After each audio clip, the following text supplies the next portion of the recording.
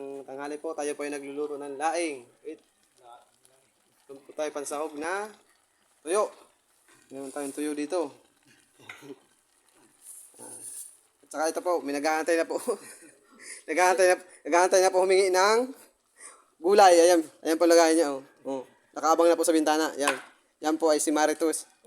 Siya po yung si Tulits. Ayan, si Tatay. Ayan. Nag-aabang na po siya. At talagang bibigyan ko naman po siya ng gulay. Sabi ko, sa kanya po nang galing yung laing. Kami lang naggulay. Ayan. Ayan. Pinapaluto muna natin sa pangalawang gata. At ilalagay natin mamaya ang unang gata. Antayin lang po natin luto yung gulay. Saka natin lalagay yung pangalawang gata. Ayan po siya nag-aabang. Gutom na daw po siya. Ayan po. Yan po ang ano niya, yung garden niya, yung mga ano niya, tataniman niya daw ng mga pichay. Yan po, sa labas. Yan. Yan po ang taniman niya. Diyan po ako nabili ng pichay, kangkong, talong. Napakasipag po niya ni Tatay. Yan. Murang-mura po bumili ng gulay diyan. Kaya minsan po pagka papasobrahan ka pa niya dahil sa kabaitan niya. Yan. Yan nagpapahingip. At saka nagdala na po siya ng lalagyan. Pasigurado. Ayan po.